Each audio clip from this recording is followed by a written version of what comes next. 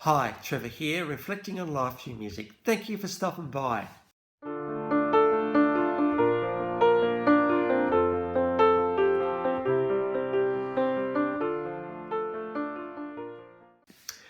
Well, coming again today, you're very welcome. I trust you enjoyed my last video on Jerry Lewis, the king of comedy.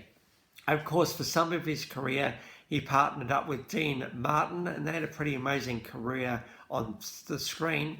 But Jerry Lewis just had this knack of making the world laugh through his cringy, but you couldn't take your eyes off sort of comedy. So it's good to give him a bit of a go.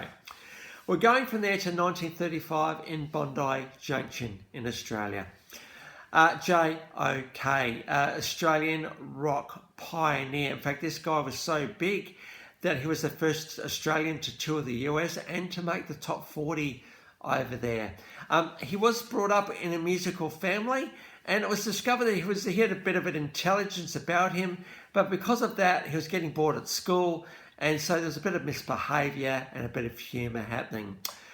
He did learn the trumpet, performed in the school choir, and was into sailing. But it was after school, he thought, well, what am I going to do now? I'll go to uni and study economics. Yuck, he didn't like that at all. So he then went into retail and spent some time in national service. The guy we're talking about, Johnny O'Keefe. Now, Johnny in 1953 started to perform jazz standards around the place and became a regular singer with the Mersey Quintet, which was a pretty big group back then.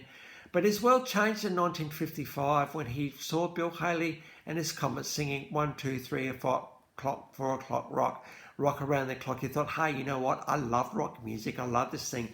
I reckon I'm going to give this thing a bit of a go, a bit of a shake as well. And he absolutely did that. Starting in 1956 with a band called The DJs. Now, it's because of this and Johnny's outlandish outfits, he looked very suave and sophisticated, but also very colourful on stage. He was starting to get a bit of a following. And because of that, Little Richard, when he came to Australia, said, hey, I'm going to get the DJs to support me because, I just like that lead singer. So they got well known through that. And it was around 1960 that Johnny O'Keefe was one of the most popular artists in Australia. Just a very intense time for him, actually. But it's just because of his dress and his charisma and his larrikinism that he got quite a big following. It's around 1953, one of the songs that he's renowned for, Wild One, got released. I've got the movie The Wild One. I've got a bit of a compilation clip of that particular movie to the song Wild One. I couldn't really find a clip of Johnny O'Keefe singing this one, so I thought let's just get a movie. It kind of captures the feel of the song really well. This song's actually been covered by Jerry Lee Lewis, who I did a little while back, and Iggy Pop, who I've done as well actually. This song got to number 68 in the US, so very significant song for Johnny O'Keefe. In the late 1950s, I can't quite read my writing here, he did release an EP, Shaking in the Stadium, and this was a massive hit in New Zealand in 1959. And so Johnny O'Keefe said, well, to capitalise on that, I'm going to come out with another big amazing song, She's My Baby. I've got a TV clip of him singing this one here. She's my baby. She's just so cool. She's so just awesome. She's just absolutely beautiful. She's my lover. I love holding her hand. I love being with her. Just nothing that I just have to be with her the whole time.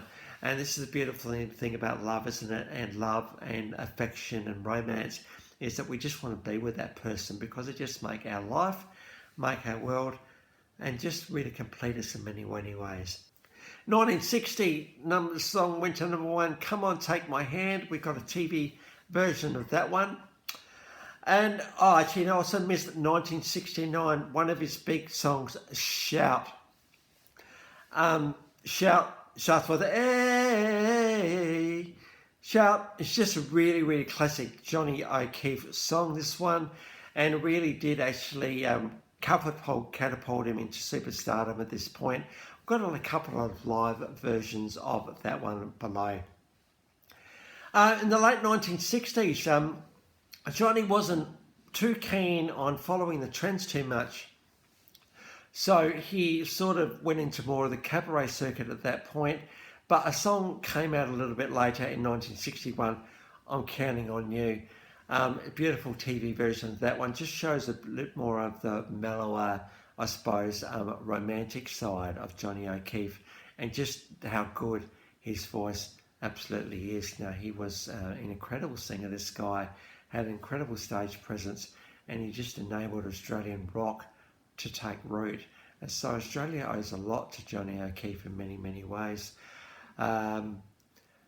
In fact, in 1986, there was a bit of a documentary shout, the Johnny O'Keefe story. In 1988, he was inducted into the ARIA Hall of Fame. Over 20 years career, 50 singles, 50 EPs, 100 albums. 29 of those got in the top 40. So amazing recording career there in just a very, very short space of time before he left us in 1978. But Johnny O'Keefe, well and truly, will always be remembered with fondness in Australia. And it's great to be able to give tribute to this guy today. So the links to those 6 clips